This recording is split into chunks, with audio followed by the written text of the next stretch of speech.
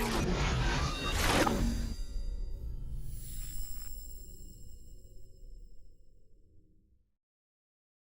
what's going on, folks, and welcome to the Scepter Lab. It's your boy Freeze with the week.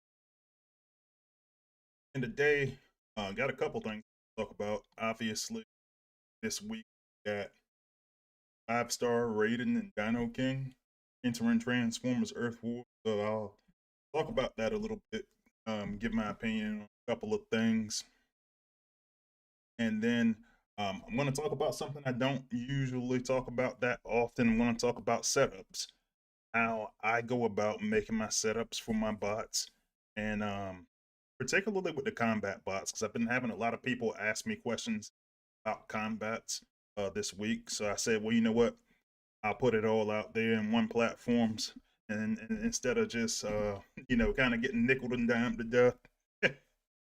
But yeah, I'll talk about that. And yeah, all in all, pretty chill stream. But before we talk about any of that, let's head over to the newsletter. And I know last week was having some trouble with sound, so let me know cutting out. What I did is I started repositioning where I have the microphone where I'm talking about. All right, so this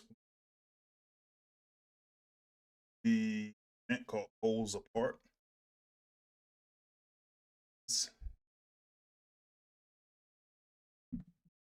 Individual totalizer is at 70K, which I'm going to talk about here in a little bit because we originally had 120K event, and I'll give my thoughts on that in a little bit. But so for this event, you can get 2 random 5-star Raiden or Dino King combiner parts. Get up to 1,350,000 combiners, 100 or 13, 2K 5-star shards, 4K, 10K 3, 100K premium shards, 25 random MK4 battle booster, 35 crim. So here's your chart.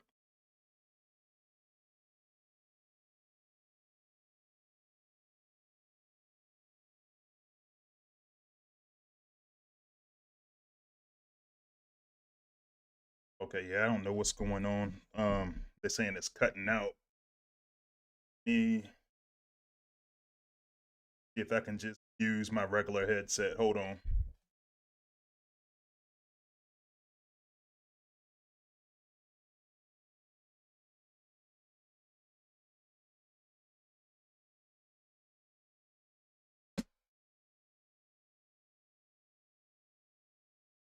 Matter of fact, be right back.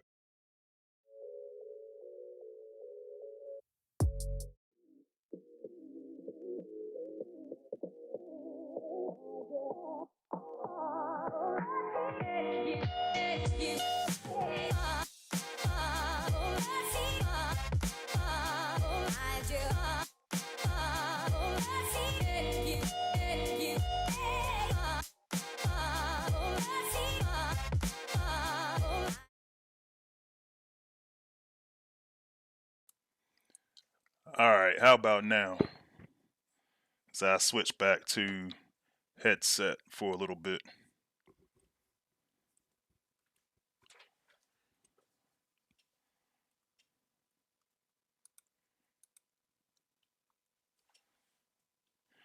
But yeah, that's like I don't know what it is. Maybe I need to go get a new cord or something. But yeah, it's really been acting up on me with this microphone. It was working good. It was working better than the headset for a little bit. But not really sure what happened. But let me know how the sound is coming through now. All right, cool. I got at least one much better, so that's good. And so like I was saying, this is your chart. And here are your battle zones. Now it's mayhem mode, so you got your typical battle zones plus the mayhem multiplier this go around. And let's see. So they're giving you some updates on the Raiden and Dino King 5-star release. I'll talk about that here in a moment. I don't need to go read through all of that in the newsletter when we're about to talk about it in the actual game. So we'll take a look at that. And then let's see. So balancing, they did give them like an additional 10%. They give you some details on some of the cost. But in addition, because we have the primes now, and they're gonna add some percentages of XP to all the zones. So be on the lookout for that. I wish I would have known that ahead of time, because what I would have probably done is I probably would have just compared my XP from last week, but all good. So that's a positive change there.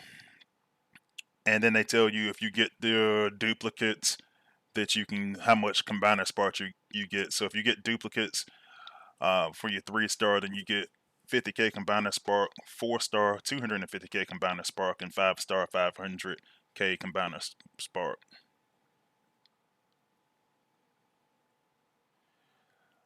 All right, so talked about these guys last week, but you got your new skins: Machine Wars Prowl and Siege Barricade. And I tell you what, and I was watching Waza a little bit earlier, because usually by the time his stream starts, I'm driving home from work, and so I actually just played the audio, and I keep like a little mount in my car where I can just mount my phone and stuff, so I can't really watch while I'm driving, but I can listen and stuff like that. And he kind of said the same thing I said about the about the Cyber Pass. Like, I don't usually go read this thing to see if it changed it all that much. And somebody messaged me and they was like, "Hey, there's a binary bond in this one." And so for me, I was like, "Oh, well, shoot, yeah, they got a BBE in there. I definitely want to complete this one in case anybody hadn't noticed. And if anybody, anybody who doesn't usually get it, now is probably a better time than normal to get it." They added a couple more cooldown skips and stuff like that compared to normal, so that's not bad. But they added binary bond in there. I'm actually pretty surprised about that, so definitely looking forward to it. And they also got some binary bond bundles coming out on the way. Let's see. So they got Raiden and Dino King bundles as well. I'm gonna talk about that a little bit more later on. There's some stuff that I am a little bit annoyed with. So I'll talk about that in a little bit. I don't want to get into that while reading the newsletter. It's Thanksgiving next week in United States, so they doing some Thanksgiving bundles. You got cornucopia crystals, settler crystals, and harvest crystals. So with the cornucopia crystal, you can get a 30% chance at one of the following items: 1,000 Shanix, 50 5-star combat shards, or 50 5-star shards. You get 10% chance at a 4-star crystal, non-dupe. Cellular crystal. It's actually pretty cool. So yeah, I mean, yeah, that's not bad. The non-dupe thing. Cellular crystal is gonna have 30% odds of either 10k Z energon, 50 your 5-star combat shards, or 50 5-star bot shards, and once again, 4-star crystal. And then the harvest crystal is gonna have 30% odds at 500 prime shards, 50 5-star combat shards, or 50 5-star shards. So 30% odds there. So then one G metal, G1 G metal core chip. So do that. It's also going to have as always, 20% extra items and loyalty points when you use the cyber store. And then you got your saga schedule. So yeah, this one they actually still didn't change the soccer schedule that's in there because obviously this is not a 120K event. This is they got 70K. But other than that, hopefully everything stays the same. Next week, individual with the Thanksgiving, and then the week after that, you got 5-star Arc and Nemesis. Not really a lot of information on that yet. More on that in a minute, or the concept of that in a little bit. But yeah, at least they got the schedule built out a little bit further in advance. Um, Callum put a joke in there. Says, "Did you hear about the Transformer who lost his ability to change in his seven-sided shape? He's a Decepticon." He was proud of that one. He was really happy about his dad joke earlier. So shout out to him for making those. And of course, be sure to check out all your content creators. So you got myself, Soldier, Sunstreak Awaza, who just got finished streaming, and of course CF. And yeah, and make sure. Well, we don't know when the team's gonna do a team stream again, so um, yeah, we'll have to wait on that to see whenever they do another one of those. And that's all the news we got for this week.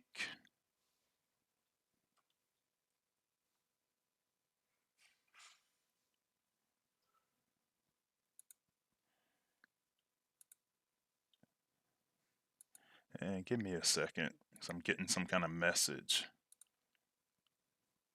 Getting some kind of message on my studio software.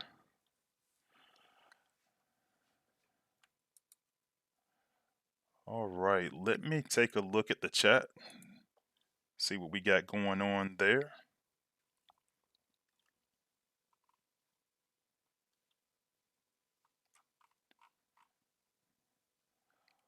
All right, so we got Predaking 19, who was first in the chat. Thanks for joining, buddy.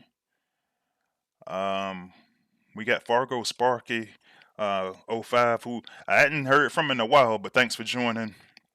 And let me know in the chat if you're back or playing or what's going on.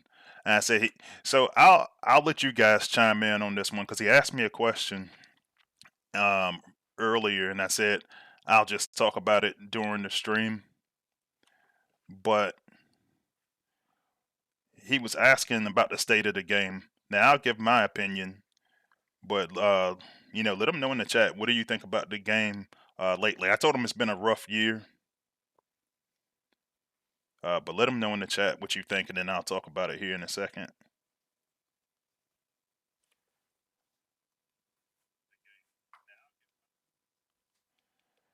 All right, so let's see. We got Claus Gaming, E5G with us again. Thanks for joining. We got Wesley Souza with us again. Thanks for joining, Wesley. We got at RG-UH2RF. Thanks for joining. Michael Cooper's with us again. Thanks for joining, buddy. As well as Chris Harmon, one of my very first members, moderator as well. Thanks for stopping by. We got the homie Tracks, one of my members and good friends. Thanks for joining Tracks.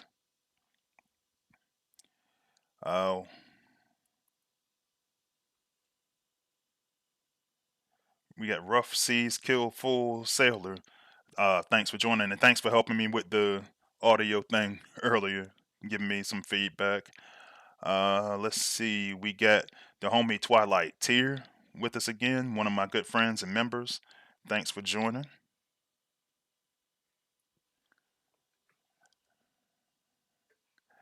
And we got Dark Terror T20, aka Mercenary Terror.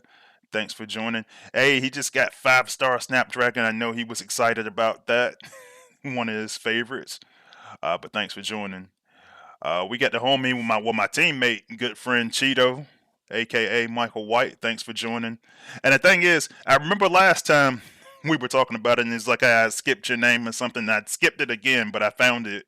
So thanks for joining, Cheeto. We got the homie Blade Blade 19, one of my good friends and members. Thanks for joining. And I'm watching people respond to the question I asked earlier, and it's hilarious. So I'm gonna read some of them. Um, so Claus Gaming says, in regards to us talking about the game, he says it's still lurking around. Um, yeah, I think that's the best way to put it. Chris Harmon said that it's dying, and also added that this company is making some really bad decisions, in his opinion. Blade 19 says game over. And then, well, we'll talk about that here in a little bit.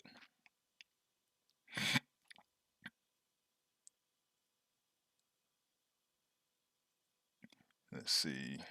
Hey, Grim Studios made it as well. Thanks for joining Grim Studios. Good friend of mine. Oh yeah, that's true. So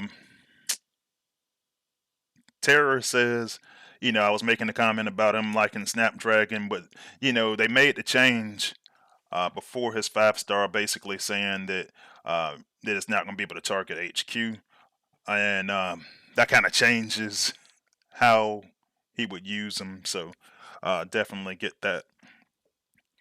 So Grim, the question was coming from it's coming from Fargo Sparky. He says, "How's the game doing right now?" So I asked the question to the community, "How are you seeing the game right now? Like, what's your opinion of it, especially within the last year?" So I'll give my opinion. Um, this year been challenging. So at one point during the year, and I still meant to send everybody the link for that because they actually did an interview. Dale and Callum did with another content creator, not a Transformers Earth Wars, but it's another creator that talks about other stuff. And they were talking about some of what was going on, even though they had told us a little bit about it. You know, shortly after all happened. But so long story short, the game almost shut down, and the game almost shut down. Uh, early in the year because when Space Ape went fully over to another company, Supercell, one of the things that happened was basically the community managers worded it is that Transformers Earth Wars is not a Supercell game. So a lot went into it. I won't get into all the details, but long story short, Giannis was able to go get the game um, with a new studio. He's basically able to get it gifted to him and get a new studio, and so the studio that runs the Chinese server Yodo One was said, yeah, we'll be the studio. So during that time period, not wanting to just keep charging us money, not knowing if there was going to be a game or not. Uh, a lot of people started getting laid off from the game, but not knowing if there was a game or not. We didn't have like a lot of new content come out in the early spring. Well, the end of winter going into the spring, there wasn't a lot of content. So it made it, and people were concerned about not getting the content, not knowing that the game wasn't going to shut down, or not knowing that the game potentially could have shut down. But now there's a new studio. Um, they got a little bit more control over the game than they did when the game was with Space Ape. So I'm still kind of in wait and see mode because we had like a second little time period during the year where we didn't have a lot of new content come out.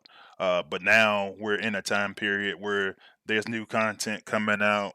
Well, not new, but like, for example, when we were just looking at the schedule, 5-star rating, week week kind of a easy week for Thanksgiving, then go right into uh 5-star arc Nemesis, and they're starting to pump out a lot of content that's been on hold here toward the end of the year, which honestly, it's kind of common.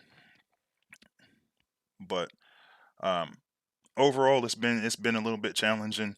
Um, I'm looking more forward to next year to see if some things start to change a little bit. So, all right, reading the comments, and Grim says, "All right, my opinion, it struggles. Its direction is death unless it gets changed. Its strategy is utmost greed. Still, giving examples, the online store for 150 for one damn 5 star is BS exclusivity. That I agree with. When they made the online store, you know, and I never looked into it personally, but my understanding was, you can charge more in the online store than you can charge in the for in-game purchase on a mobile game or in any in-app purchase, not just games. So it it kind of changed things a little bit, in that regard. So then you could start putting this stuff in there overpriced. And what pisses me off about it is when I started, when we first started to look at having an online store, and when we first started looking at mayhem mode as well, one of the questions, a lot of the different groups, a lot of the important groups, play test, leadership council, stuff like that, started getting asked, well, how much do you spend on events? Now, to me, when somebody asks me that, the right answer is whatever the smallest amount possible is. So for me, if I was doing endurance the normal way, I'd probably go spend about $40 at that time. The problem is some of the louder voices in the community tell you that to complete an event it takes you like $100, because we was trying to see if we started selling bots in the store, how much should you charge for them? And let's be honest, if you're leveling bots, if you're trying to get through an entire event in one day, yeah, it's going to cost you a little bit more, as it should, because in most cases, there's no rush. Now, I can see if you got, you get ready, you're traveling or something throughout the weekend or something like that, or you got something else you got to do in real life. But to me, it's all about doing the math and saying, well, how much is a bundle cost and how many points do you need to get? Like, don't ask me, because the truth is, if you get this game got a whole economy manager. And so the fact that you have an economy manager and you still have to ask that questions, and a couple of weeks ago, it's probably been about a month ago now, I told them exactly that. Like, stop asking us how much we spend on this stuff, you know, and come back with a reasonable cost for some of this content, you know. And I will say I have bought some of the bots that come in there for like when they sell them for like $50. Um, Only because it's comparable to what I would spend in an event for that same bot. But when they tell you they're gonna put $150 bundle in there and it has some currency and like a major rank, not even a general rank, I find it to be a slap in the face. And so, but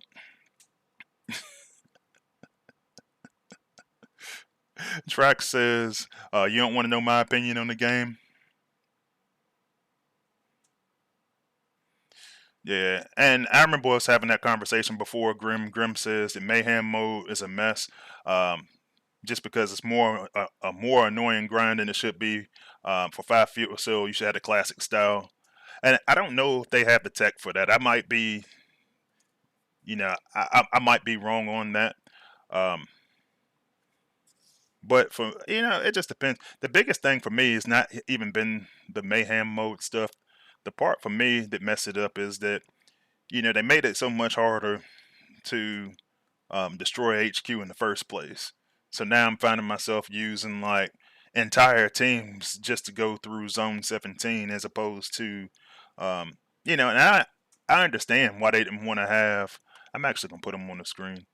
You know, I understand why they didn't want like Dino. I'm not Dino King. We got Dino King on the brain. God Neptune and Ruination to just go use this ability and destroy everything. I understand that, especially at Zone 17, but all the changes they made collectively just made it so that I'm using more bots than I ever have to complete events. So um, it's frustrating. Power leveling not as easy as it was unless you go into the lower zones. And like Grim mentions in the chat, Zone 17 and 17 is a mixed bag. So it is what it is. Um, Cheeto says he pays this game child support. Blade 19 says it gets a monthly amount allowance off of him. Yeah, no, I definitely get a daily allowance off of Cheeto, like he said, because he be coining war. I'll coin the hard wars if I feel confident about it, which usually I do. Just because I just want to get my part over with, man. Like we get in there and jokers will be talking about we'll get in there and jokers will be in there panicking and stuff at times, and I was like, man, I ain't want to hear all that, man. I did my part.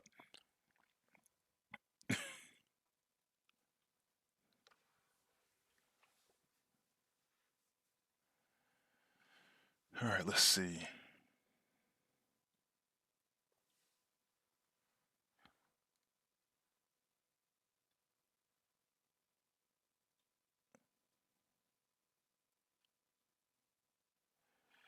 All right, so Grim says the game's very anti free to play.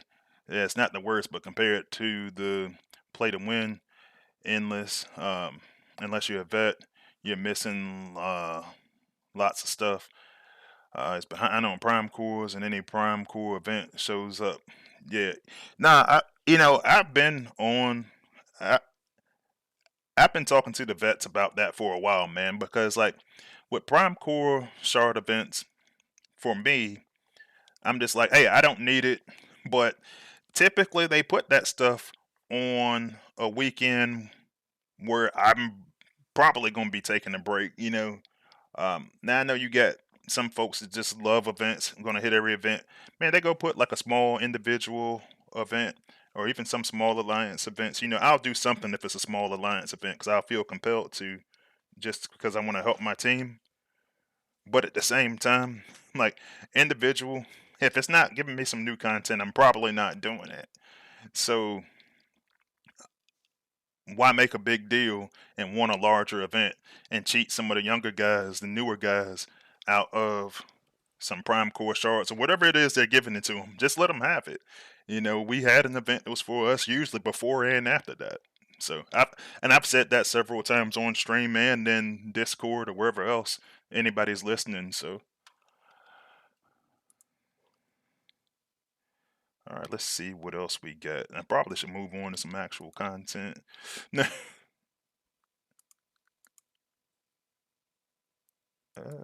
see.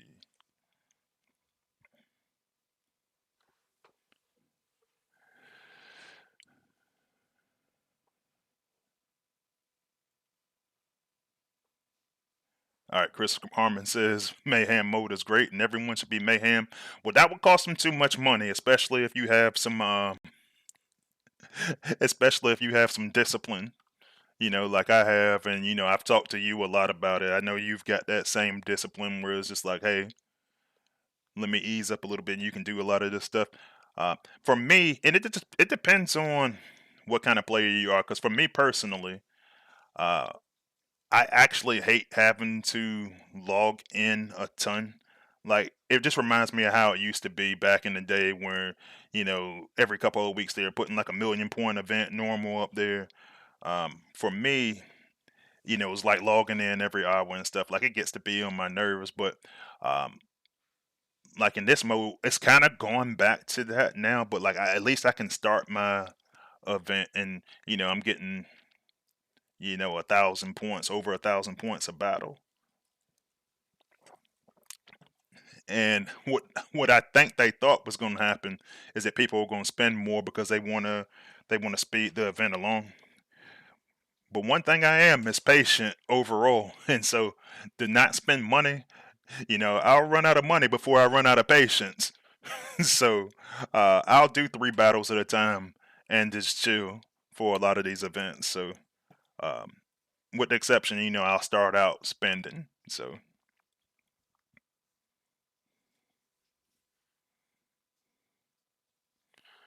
but yeah, so Fargo Sparky heard how it's going and said, "Man, that sucks. I hope things change or hope things improve."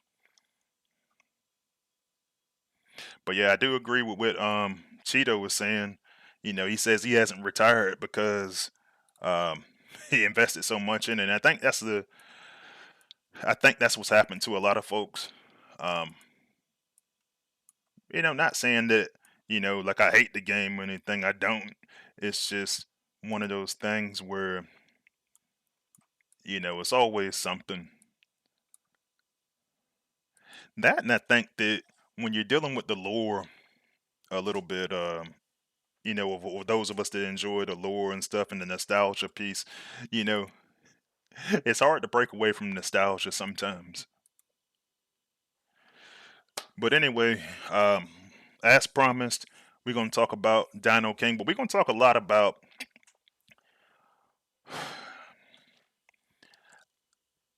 I don't know how to put it delicately, so I probably won't, but here goes. Um, so about I think it was 2 days ago, might be three. Don't get me the line. That we got Dino King in playtest and Dino King and Raiden for the you on the Autobot side. And obviously, we known for a few weeks now that this event was coming this week. Um, and originally it was gonna be 120K event, right? Individual, you know, every 20K you wind up getting a new piece. So I was like, cool, already mentally prepared for it. Didn't wasn't really thrilled about having two large events like that back to back. But last week, all I did was go for Cyclonus because I already had the 5-star cutthroat from last week's event. So I was like, cool, I'll take it easy on this event so that I can go do the 120K and get my 5-star Dino King. So earlier this week, I want to say it was Tuesday, might have been Monday. But a friend of mine who's in the leadership council tells me that, you know, they were looking at not doing the event. He was saying they were looking at they were saying that basically it's not ready yet, and it started to become a thing where we might not have had the event right now. So that same day, we get it in testing, and the server's not working. So that would have been. So I started getting people asking me about that yesterday, and they when they gave the event information, everybody wants to know like what's it do, stuff like that. And I was like, hey man, like the server crashed on us and test server. So the first day of testing, I didn't even really get to test it. I tested it like last night. Um, after work and dinner and everything like that, I wound up testing it for the first time.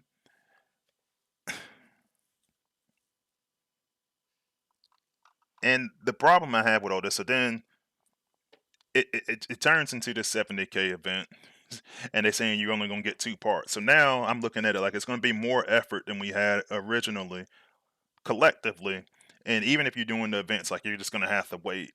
But I thought that that's just what we were doing. We were just gonna wait, and we were gonna have more time. Waza and I was talking about it with the team earlier today, and right as he was going on the stream, we get the message that yeah, you can go get all of the combiner parts from the bundles in the store this weekend.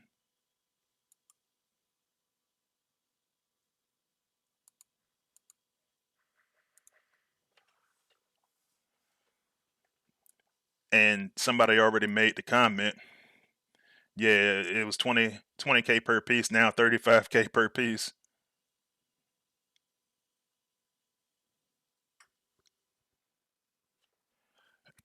And now it looked like the server just broke on me again. Let's see.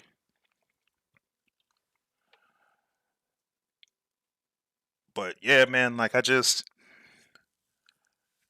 like kind of like, bro, how is this happening? Like so now we're gonna have to do 3 events, probably 3 events that we got to wind up paying for. Because I mean it's difficult to get through.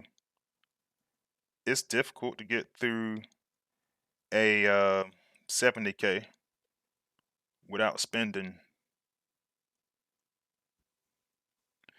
So I don't know, but yeah, man, it's been aggravating. I'm not gonna keep doing that. Let me see what I can do. Let me see if I can get to the server from my cell phone because clearly um, something's going wrong here. But while I'm doing that, I'll keep talking about it because it's a little disappointing. I do actually. I'll go back to the live chat.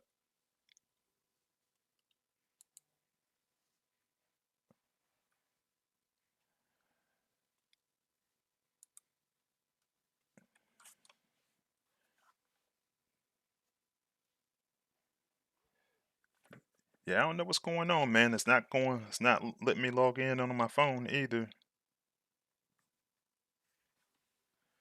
which is kind of wild because, like, clearly I'm using the internet, so it's not my internet connection.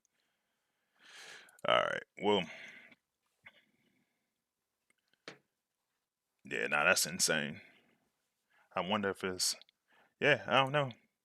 It just crashed. But anyway, I'm just gonna look at what I was already talking about. So, like I said, more work required to get this thing. We got it in playtest. About a couple days before it's gonna come out. And here's my problem that I have with this. When we first wind up working on Dino King and Raiden, one of the things that happened was we were working on the 2, 3, the 4 star. We were working on it all the way through 5 star. When it first came out, I don't know if the intent was to make it a 5 star, but they scrapped that. Said, hey, we'll make it. We're gonna release the content. We'll come back to the 5 star stuff later. And it just didn't happen. Just we were gonna push it off later on. So now it's frustrating for me because now I'm looking at it and it still didn't happen. And I'm just really confused by the whole thing, man, because like to not be ready and this is where we are right now. It's kind of crazy. But um and the thing is hopefully it'll still be ready.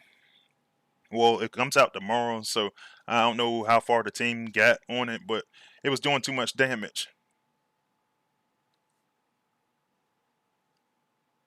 Okay, I got back in the test server, and shout out to shout out to DC who told me to even try it again. So I'm back in. Well, hopefully it'll stay like that.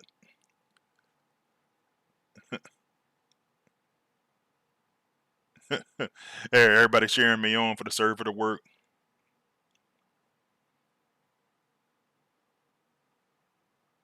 Yeah, Michael Cooper says that's why they did it. Dangle the carrot in front of the donkey. Blade 19 says I asked for 3 pieces to be in the event, but that didn't happen. I mean, honestly, they could do it that way so there'd only be 2 events. But my take is this: it's like I mean, even in today's newsletter, when you look at it, it still shows that it's going to be an event for all those pieces. Now, after all that conversation, you would think that that would be something that you could just easily fix, but it just never got to that point. And it's frustrating, man, because like we do want this thing. And look, I'm not upset. I'm not upset about the spenders getting it first. I'm genuinely not, because that should be the cost of exclusivity. Like exclusivity, if you want to go have it for a little bit longer than everybody else, then and you want to pay for it, knock yourself out. I probably won't do it, but the issue is that everybody was told, hey, this is how the event's going to be. It's still in the newsletter like that. I mean, granted, we obviously know that that's old sheet, but now it's just like for the content to not even really be fully ready, and that's what we're doing, and it's going to be available to spenders. Like when you go give spenders content, the content got to be good, right? And like right now, I'll just show you what it does. Well, let's read through this first, and I'll tell you why I'm concerned about the spenders here in a bit. And hopefully, it's not like this on the live server. But as of a couple of hours ago, it hadn't been fixed. But the new ability, as they talked about in the newsletter, is called Acid Maw. Dino King shoots an acid orb at a target, and that is going to deal 2,790. So I got the maxed out level 25 version. And then in a large area to do 3,720 over 10 seconds. So any enemies that are hit by the acid orb that are eliminated during this time cause the original target to explode. For as long as it survives, it'll deal a little over 1.1k in a small area. And then upon death, its after death effect is going to grant a squad heal block immunity. So you won't be able to have like any anti heal, and enemy bots have negative 40% healing for 15 seconds. So overall, the ability is not cool. But watch what happens when I actually go use this thing in battle.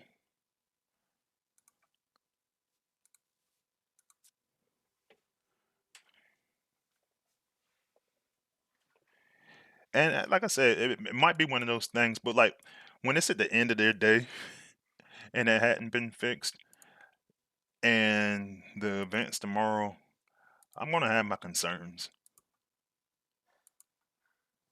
And when we don't test the content very long, I'm gonna have my concerns. Now they do have their own internal testing team, and honestly, from what I've seen, they've been doing better with a lot of stuff. But still, and then some of the feedback that we get sometimes in testing isn't always value added feedback, because it's just like when I go look in playtest and we're specifically talking about the developers are telling us we're just focusing on the 5-star ability. We're not going back and changing old stuff. And the first couple of comments, old stuff. And I'm like, man, like we're using what little time we have. Anyway, it's a mess all the way around. Alright, so I'm gonna use this ability. Obviously it's acid. We got lots of healing going on over there. So very first test I do, I go use this ability, and then I go dash in.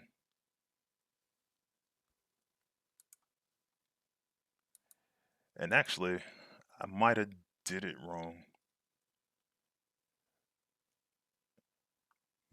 But I did this test, and I think it might have been the other two abilities, but it basically destroyed the entire cluster instantly. So let me try it again. And I noticed it. I noticed it, and one other person noticed it, and were having a conversation about it. Um, but it was a little bit too powerful. Now, granted, in this particular setup, they just got it sitting right there at the front of the base. So, I get it.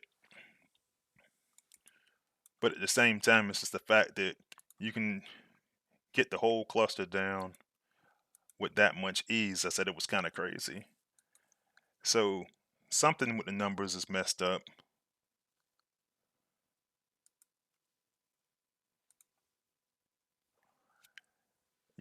And even if we were able to adjust the cooldowns or something, I don't know. But yeah, it's just taking everything out. And then, when I came back and rushed back in, so that gave me some concern of how quickly the cluster was going. But I do like the ability and the concept. But my concern is this going to come to the game like that tomorrow and then get reduced? So that's really what's in the front of my mind, that I want to see it get fixed.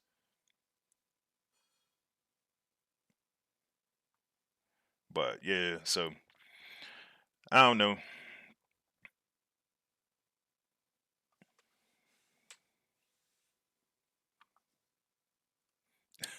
Cheeto said, please draw me a picture to understand that 5-star ability. Yeah, hey, you know what? I saw our teammate, Lucy, in there talking about it earlier, and she was saying it's really wordy. I mean, I understand it, just fine. But it ultimately, at the end of the day, um, the ability's got a lot going on. Um, but I do like it. I do like what it does. Oops, I just passed him. So basically, I want to think of a concept. So basically, in concept, let me go look through my bots real quick to see if I have this on the test server.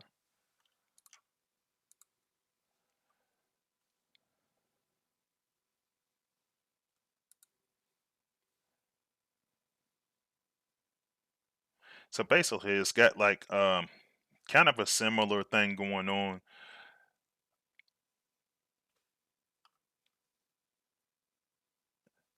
Kind of like Viper. So it's basically gonna be a acid bomb, and then it's gonna have additional damage that's going on outside the normal AOE. So it's gonna be a direct hit, and then it's gonna be the AOE hit. But if the but the AOE part of it is actually larger, and if it destroys something, so say you go use this, and perfect way I thought about it is if I go use this, and I go use it like on a build bot, right?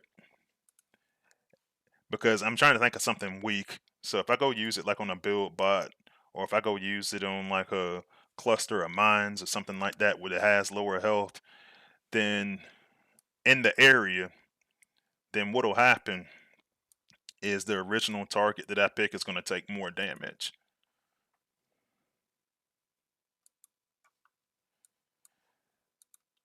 So it could be good, like in a case like this where this is going to be my target right here, this auto turret, and then the AOE takes out like the spider mine or something, then it's going to wind up doing more damage. Let me get rid of that. You see, it does more damage to the original target. So, like I said, the concept's cool, but then some of the conversation we started getting into conversations about wanting another banner for defense, which I agree with. But with 2 days testing, or maybe three, for testing, man, it's not giving you a chance to make those kind of major changes. So for me, um, it's a tough situation all around. The event change. I don't disagree with letting the spenders go in there and get the content first and have it for a little bit. But when I asked about how long we're going to be waiting, you know, um, the response we got, and I'm trying to think of exactly how it was worded, but long story short, we'll see all of the pieces through events within 6 months. So,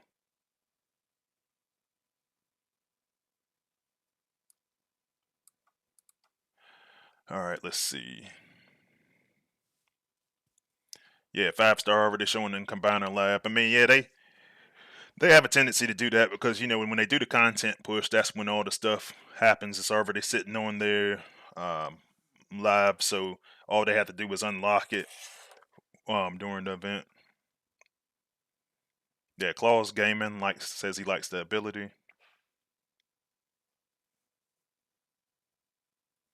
All right, so Dread81, fellow playtester and one of my members and good friends, says 5-star abilities are direct damage for the 3K, then 4K DOT, and the explosions do bonus damage for. So yeah, that's a real good breakdown on condensed version, Cliff's Notes version, and what the ability does. All right, let's see. Got a request to range check, trying to go get it for trying to see what's in the back of the base. So I got that request. I'll look at it one more time if you didn't catch it, because I know I had the screen a little bit smaller this last time. And I'll try to do it a little bit slower this time.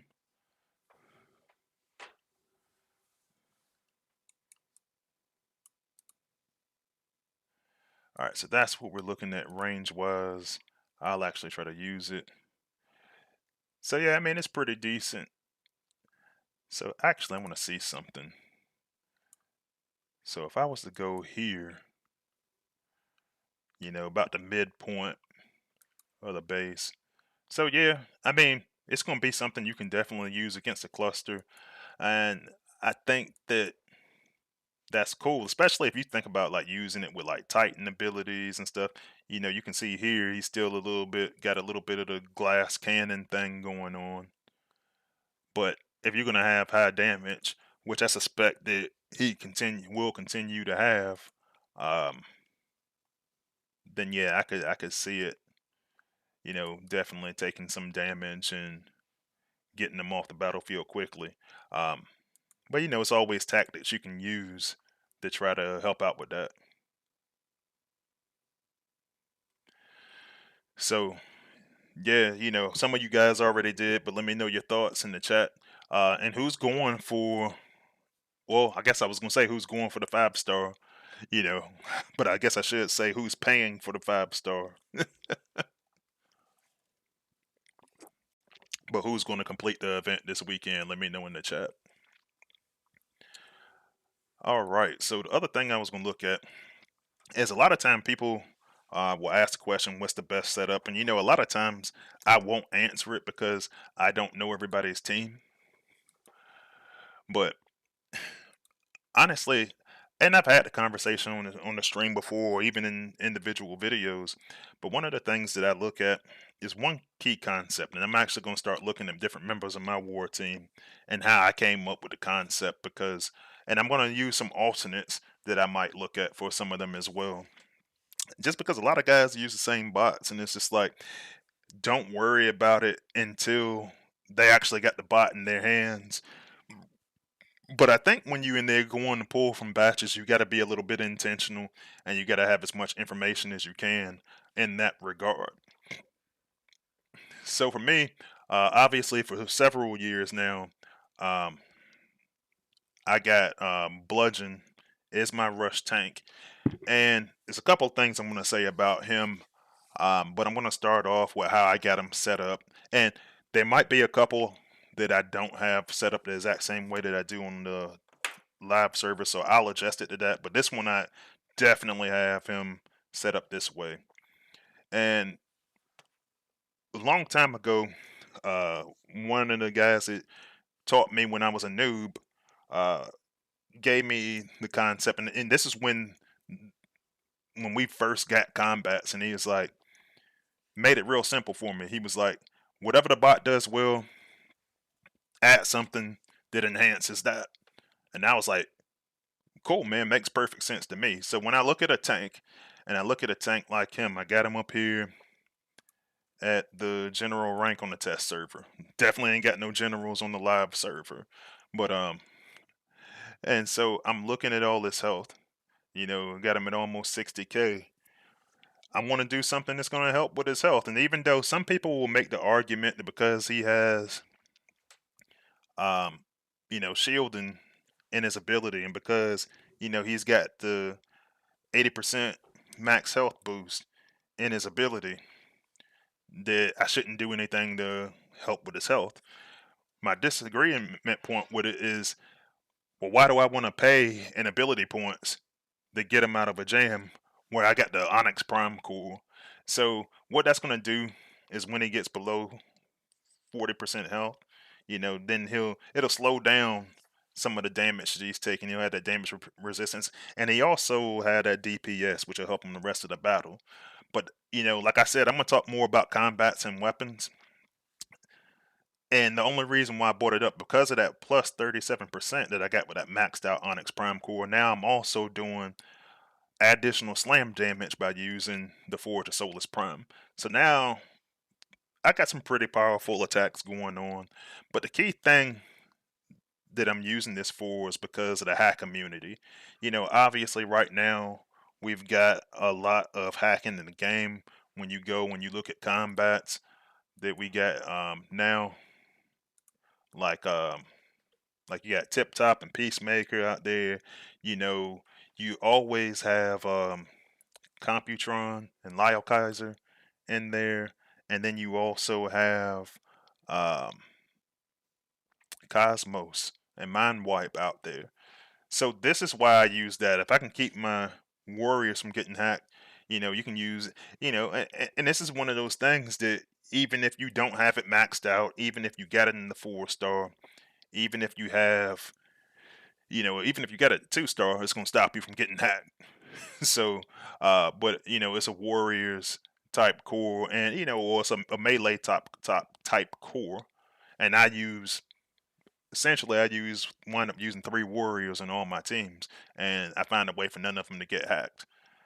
So, um, well, actually, it says deal 2.2 times normal damage, and then 1.5 multiplier of DPS with the slam damage. So, it's giving us some decent attacks for a warrior.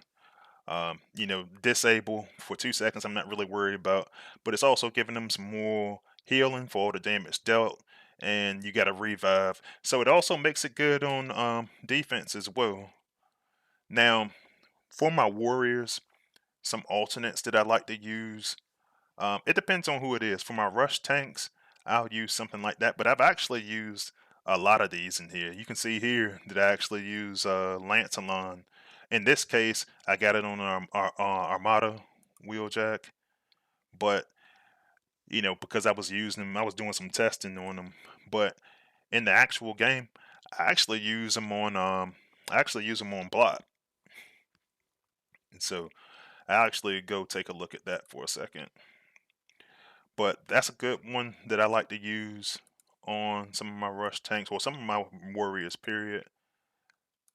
And I actually pull Fangtron off of them because a lot of times what people will do is they'll go do um, try to go get a hologram for free using Fangtron.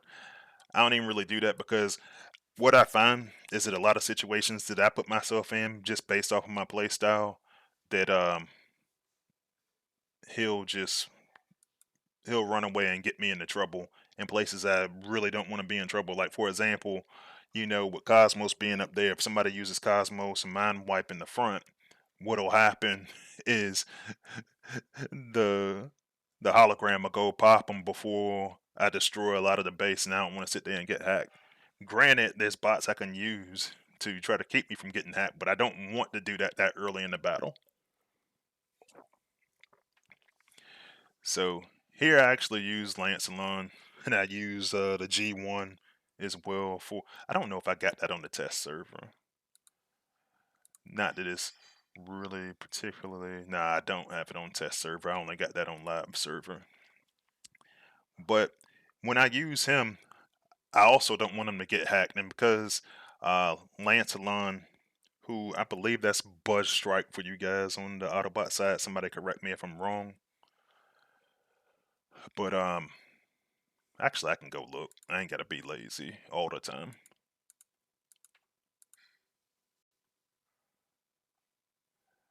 But once again, trying to reduce how many bots I have getting hacked. Because one thing for me is if all those guys start getting taken out early as my warriors, I'm probably going to struggle because I'm using them to protect all the rest of my bots. And then for blot, you know, I'm using them to also pop my outpost.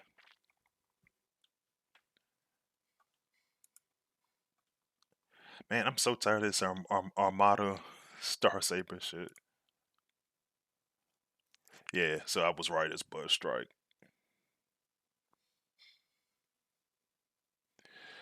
So Claws Gaming asked, had I done any testing for Armada Dark Saber? I mean, when it first came out, it's not that good.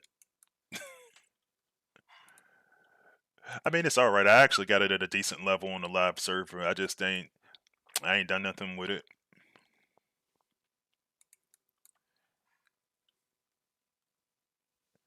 Alright, Cheeto heading out. Alright, later, bro. Have a good night.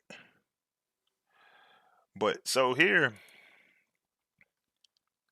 that's what I like to do. So when I look at my warrior class bots, it really depends on what it is.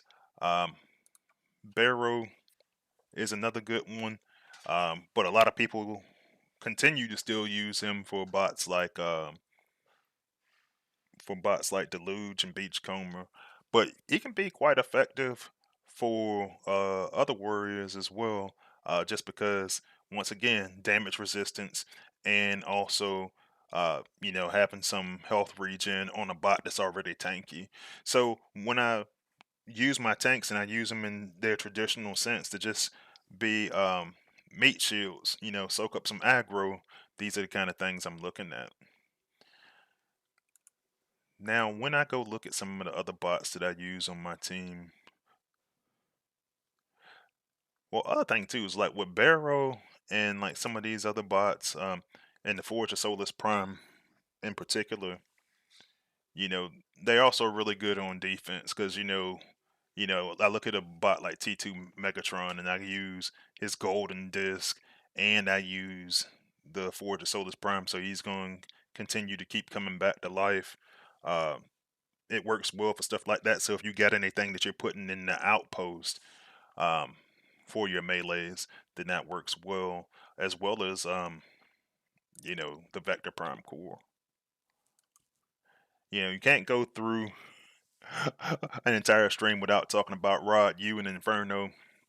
Once again, and he's not quite as tanky, but he's a little bit, a decent amount less than what I get with Bludgeon, and he's only got the 30% health boost because he boosts your whole team. So it can make him a little bit squishy. He doesn't have a shield or anything like that. So for him, I give him Sky Boom just for the purpose of having some damage resistance. And he does a decent amount of damage. So I'll go in there and get the damage boost off of that, get all the stacks from it. And then because when I built my other warriors with anti-hack, I use Liege Maximo so he doesn't get hacked. Because he's such a critical piece to all of my strategies, and unless they do something to just completely eliminate him, he's not leaving my war team anytime soon. Like he had to get to the point where he's getting killed on the pad for me to stop using him because he's just so critical to my, I think it's timeless. But I don't want him getting hacked, so I use Liege Maximo on him to keep him safe. Last time I talked about this on stream, I just said, I actually kind of made it like a pop quiz, and I was like, well, what do you notice about all my warriors? Well, none of them can be hacked. So definitely helps out. I think Waza was talking about it a little bit earlier on his stream, how it's not always foolproof when you go pop an outpost and, particularly when you pop an outpost in this Cosmos or Mind Wipe, they're going to hit multiple targets. They're going to hit 3 targets. So now I have 3 unhackable warriors. And Claws Gaming likes the T2 setup. Yeah, it's a common setup that they have up there, particularly with them being in a lot of outposts over the years. So, yeah, definitely try it out. Hey, I see King Grimlock joined the chat. Thanks for joining, brother. Yeah, no, I said I know it's been a minute. I said you usually got like, what is your kid usually has sports while the stream is on, right? But good to see you. All right, so then we start to get into the good stuff. So when I'm trying to go build um, some combat pairings, one of the things I started looking at is range. So for my ranged bots, now Scavenger and Rust Dust, because they fall into that unofficial scout class category, one of the things that I look at with him is trying to keep him far back. Now, in my team, I use a lot of fire, a lot of area of effect or AoE, and so when I came to start using the Cosmic Rust Blaster, one of the things I started looking at was the range. And I want to take a look up there. So this is a bot that's a medium range bot, right? And he's already a fire bot, but he's a fire bot that I'm using this ability in short ranges. So if you've ever watched me use um, Swindle, if you've ever seen me use Swindle and Scavenger together on stream, what you'll notice that I do is I'll use them at different ranges. And the reason why I do that is because it's gonna conserve me some ability points. All right, now I see Terry 2010 joined in. Thanks for joining. So I'm just going to deploy those two bots and you'll see what it is I'm talking about. Now look at the range right now that we have on Swindle, who's Rust Dust for you guys on the Autobot side. And then look at the range that I have on Scavenger, who's Sunstreaker on the Autobot side. So to me, it makes the most sense to go use the short ability short, the long ability long, and just like that, you know. And this even works in like Prime League hard mode. You see that I'm just getting rid of massive chunks of base, and then you get regeneration for all the short stuff when because I use Scavenger's G1 core, so I get regeneration in my health for everything that I destroy. Obviously it's not equipped right now, but this is something that even works in in Prime League hard mode battles. And even with the balance patch as it stands right now, um, minor cost changes happening with these bots. So all of that said, you saw that I'm using two major, and actually that's the 4-star. Shoot, for whatever reason I had the 4-star in there, but and not the 5-star. But all of that said, the reason why I wind up using the Cosmic Rust Blaster is because, well, its damage is relatively low without it. So, and this has got a 40 plus 41% DPS boost at level 11. But then I'm using them at short range, and because I'm using them at short range, that Cosmic Rust Blaster is going to, it's going to help his ability as that fire spreads. You're going to get the 40% DPS and ability damage from elemental damage. It works with other types of elemental damage as well. So there might be times where, because I want to get as much AoE as possible, there'll be times where I'm in battle and I don't think that's how I have him right now. I have him with nah, I might have him like that. Let me look.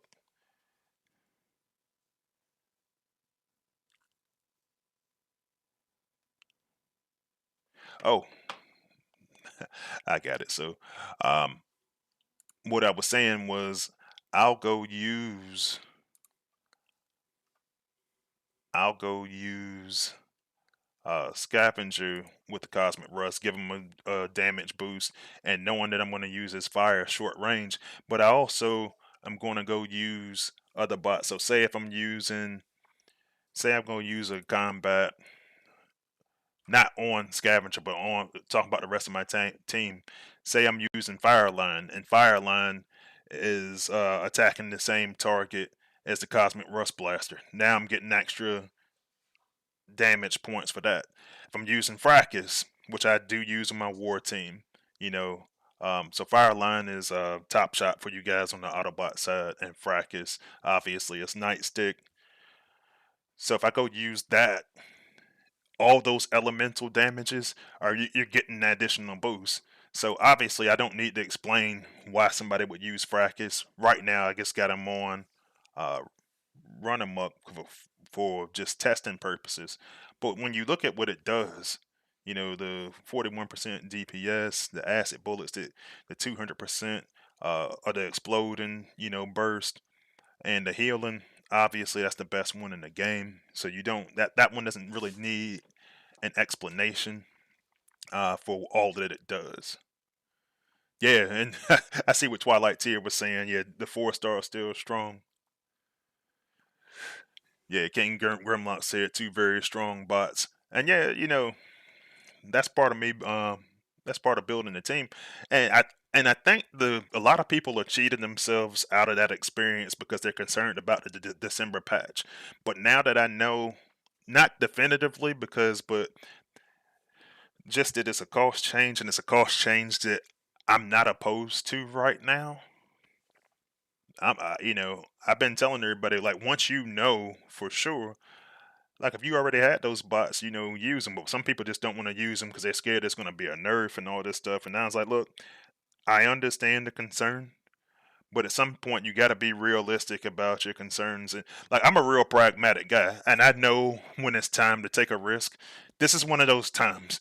Point blank in the discussion. This is one of those times where I'll risk it, and you know because there's going to be a bot somewhere that's going to be strong. And one of the best things they probably could have did to help players out was that last patch gives up the buffs that they gave in the last patch. So but as far as my ranged bots and the combats that I choose for them, one thing about Fireline and Top Shot, you know, the reason why I use that is because of the AOE, and it actually kind of tripped me out because way back in the day, it's been years ago, right before the beginning of the Acid Fire meta, right before the beginning of the Acid Fire meta, they did a reduction to Fireline and Top Shot, and the way that the way they did a nerf to them. Oh, they said it was a bug fix, but to me, that particular that particular tooltip was ambiguous.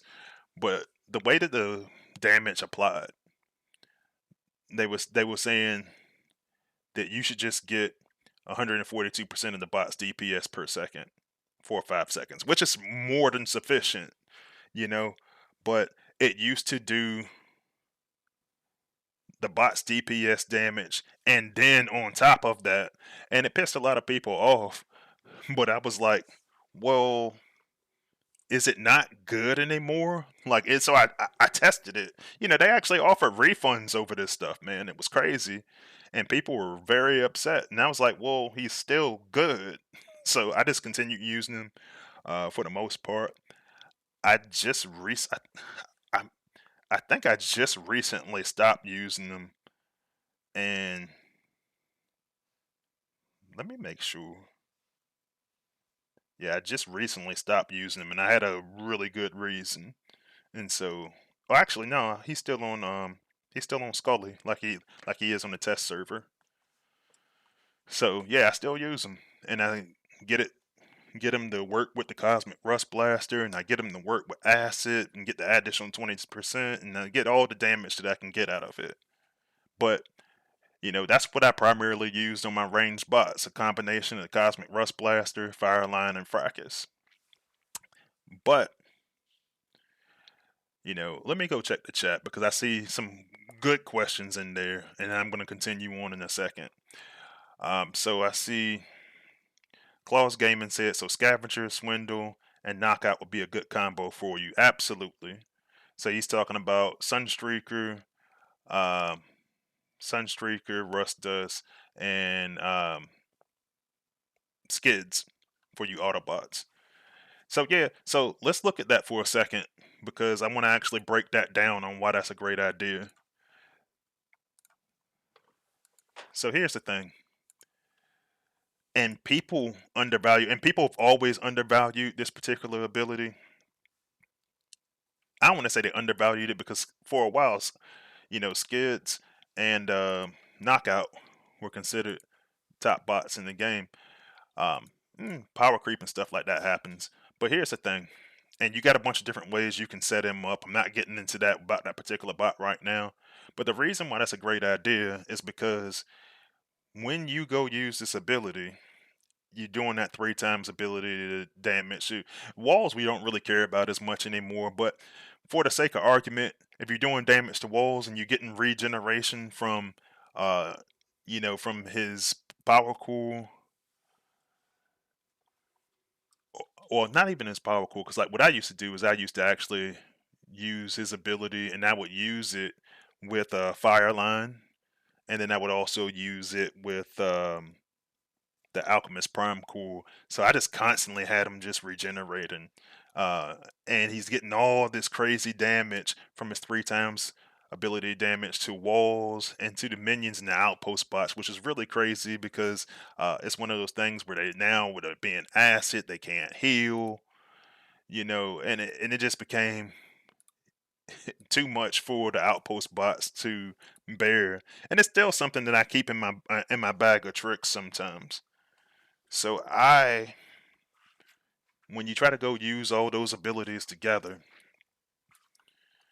and you know that you're getting the anti-heal out of knockout, and you know that acid and fire are gonna combine together to do additional damage, the 20% additional damage. Now you don't need it, but if you want to get this stuff down fast, like one of the reasons why my current tactics work in this meta is because, man, I get stuff down and I get it down fast, man. Now this is a easier base up here on test server, but it don't change that much on the live server. Like I get that stuff down fast, man.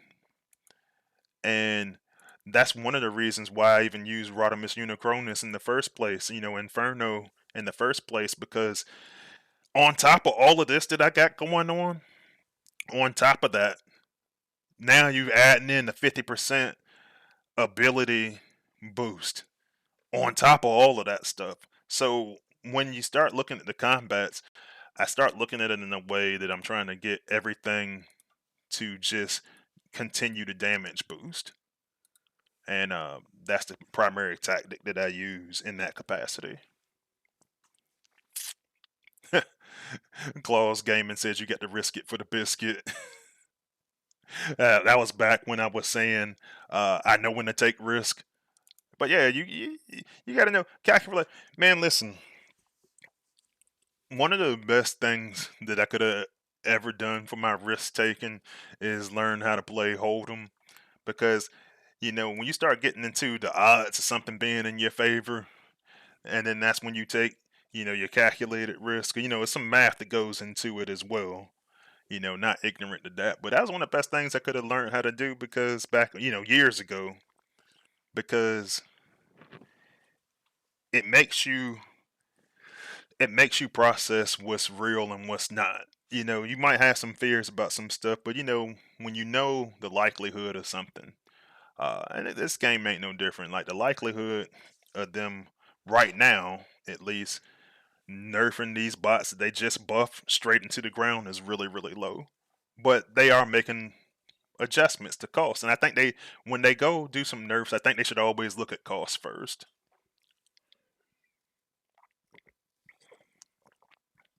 So Raging Wolf joined us. Thanks for joining, Raging Wolf, and asked, would you recommend using 1 or 2 medics? So for me personally, it depends. King Grimlock actually answered you and said 1 if you can get away with it, and I think that's the most Cliff Notes version of how you can answer that question. Because yeah, if you can get away with it, but there's a wrong way and a right way to try to get away with it, right? So for me personally, and not looking at what we got on the screen right now, looking at like my actual war team, I've got 3 tanks running around there. Now, granted, one is kind of like a utility tank, in Rodimus Unicronus, but I've got 3 tanks on my team. So the question for me becomes, with a team like that, do I need additional healing? Probably not. Now, in this case, what you're looking at on the screen, which is not, my real team, well, nah, yeah, it is. Minus the fact that I got 5-star scavenger in there. I got a lot of, low level, high damage bots in the back. But when I look at that holistically, I've got 3 warriors in the front that can kind of keep them covered. So the answer to you, in my opinion, I think that no, you don't have to use healers. So this is when I use double healers. If I know that I got a team and I'm really, really outmatched, I use double healers. And there's some people that use double healers no matter what. But once I get past the point that if I'm using only 1 tank, then sure. If I'm using 2 tanks, I'll consider it. It depends on how well I can protect my team and how well I can protect myself. You know what I mean? So in the case of my team that I have, I'm not using any other form of protection for my bot. So, I'm not out there with Cutthroat anymore. I'm not out there, that's tracks for you guys on the Autobot side. I'm not out there with Exhaust or Trailbreaker anymore, where I can protect myself and in some cases actually heal my bots using those bots. So I could make the argument that I could use double healers here, but I also have 3 tanks, and I'm letting my 3 tanks do their job to protect the team. So it's all about what level of protection you're giving your bots and what your team needs are, which is why I typically don't answer the question about what's the best setup, because my answer is going to be it depends. You can have some meta setups where people are saying that, yeah, everybody uses this, but bro, to be honest with you, I don't care what everybody's fucking doing. Like, if I do something and it works, why should I stop doing it? So that's kind of the way I look at it. And honestly, that's why we're having the conversation we're having today. Like, I love to experiment. I love to go in here and find ways that work for me. This isn't the only strategy I use. I can go do sack. I can go do backdoor. I can do all of these strategies, but this is just so efficient. And I don't need 2 healers to do it. Actually, right now, because I switched to this team, and Hook is actually the strongest um, healer in the game right now, mathematically. But I wind up going back to Flatline, and I did that, whose counterpart is Minerva. I wind up doing that because of just how I use my team. I did it for the ability. The ability was really helping my guys out in the back half. So you got to be able to make those decisions um, based on your play style, based on your team composition. Um, it's not too bad. But if I had a team that I was really worried about their health, or if I had a team that, say you're a newer player and you're playing in a war league that's too tough for you, you can still win by going double healer. I've even seen people go triple healer before if you got enough damage output.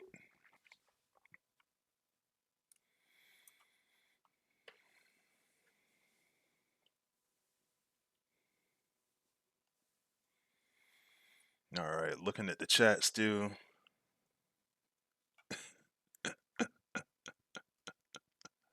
King Grimlock said, "Who came for the statistics lesson?" All right, let's see. So this is actually a point that I was gonna make too. So Terra 2010 says I use Octane with Astro Train. So that's another really really good point. Support bots, right? Support bots, support bots. This is why I love support bots so much, because if you're using one of these triple changes that has like a ability to heal, then you're giving yourself an opportunity to only use one healer. And that's how I actually started using just one healer, because I always had some kind of support bot with a healing ability. So some examples of bots like that, we already said, you know, like let me go look at our triple changes. So like Octone, you know, and damn, who's the Autobot? Yeah, I just drew a blank. Usually I remember the Autobots and forget my Decepticons. I'm doing better.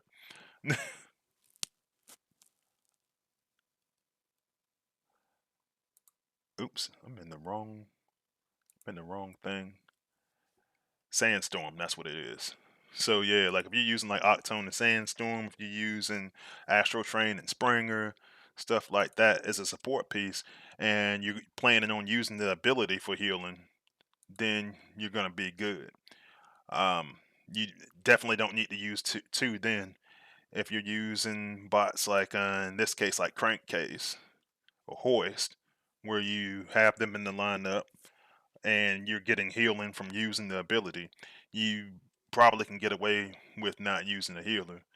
You damn sure can get away with it if you're using a bot like Exhaust, Trailbreaker, where they have uh, healing built into their ability.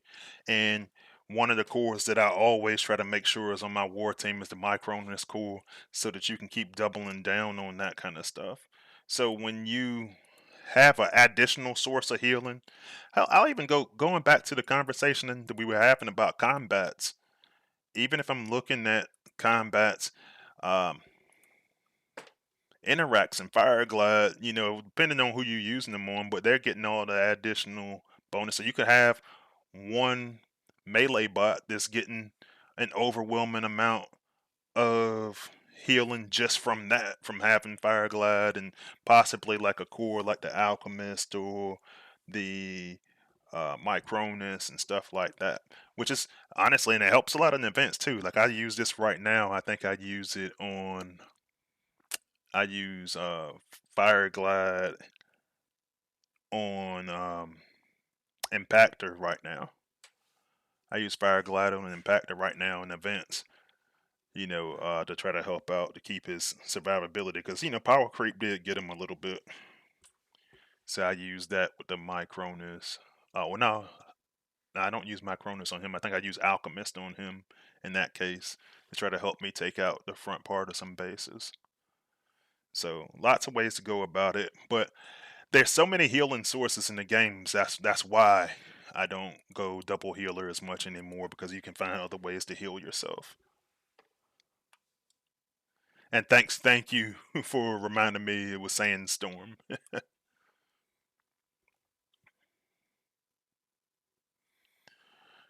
So yeah, uh, yeah, Raging Wolf likes Wheeljack as the medic, and that's cool, man. Like Wheeljack's a pretty solid medic, and you can go use the ability for that speed boost and everything. So yeah, I'm not mad at it.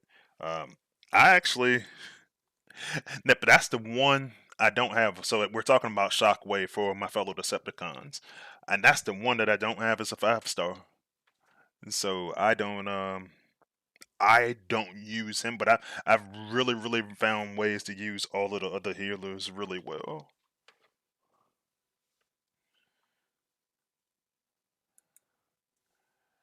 But when I go look at combats, I think honestly that whole conversation I talked about most of them that I really use. Um, but one thing that I did start doing lately, and I'll tell you why I did it, is because people are using them against me on defense. So I started using Tiptop. That's Peacemaker for you guys on the Autobot side. And I started using him on offense. And the reason why I started doing that is because, look, if you hacking me, I'm gonna hack you. I'm gonna hack you back. I'm petty like that. But on top of that, what I found myself doing with this team, and there's always been the ongoing debate that people have had about bludgeon versus headstrong. So we're talking about Ironhide versus pipes for you Autobots. And here's the thing. Now that hacking is real big, and I was already using bludgeon, so it didn't make no difference to me. But because his ability is a disable ability, what I find myself doing in a lot of cases is using his ability just before they get ready to launch Tiptop, and I'll stun them, knowing that I can't be hacked anyway, but I'll push them forward, I'll stun them, and then I'll use my own. Now, when you stun them, you might not be able to hack them, but they might start hacking other stuff around you, protect your team a little bit, because it's going to hack defenses too. But so now I've got a hacker that they don't have because I'm stunning them through that whole process. So it works out really well. It protects me against the opposing team's peacemaker, and then I can use one of my own.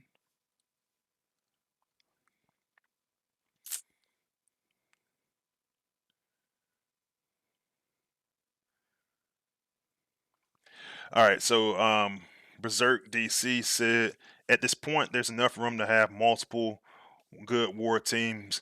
Put bludgeon on one and headstrong on the other. So the first thing is, so I actually and I'm talking about live server because this is still my test account.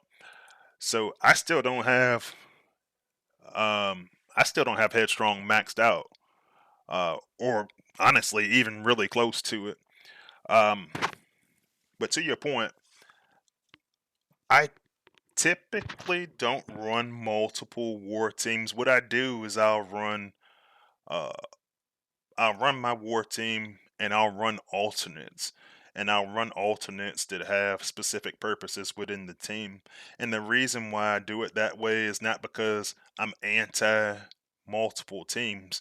I mean, essentially, when I do events, I'm making multiple like war-like teams. The problem is that it is how many combats and how many power cores that I actually use. Because I use a lot of prime cores, and I use essentially the same couple of combats for everything. So if I didn't have to worry about switching all of them over, I would probably do exactly like you're saying. And there's even been times where I've used two warriors, but uh, honestly, with headstrong, I got them real late. I got headstrong like maybe 4 or 5 months ago. Like I haven't had them that long. Yeah, I know definitively that it was earlier this year, and here's how I know, because I only went and got them just to complete just to complete Predaking. That's the only reason why, because once we had one rush tank, I never really got into that whole um use them, rush them into the middle of the healing cluster. I never really did that strategy just because just because of my play style and how the tanks um like I'm gonna need them, and so there's a little bit of panic that gets into me when I think about putting them into that much danger. Um, and then the second part of that was like I was still using Acid Storm, who's for you guys Slingshot for you guys on the Autobot side. I was using Acid Storm Slingshot in those situations anyway, so I never really had to use Headstrong and Pipes. It just worked out that way, and it's nothing against him. I mean, you know, he's one of the best warrior class bots in the game. I just never used him because like I had other priorities I was chasing, trying to build a good war team at the time when he came into the batch.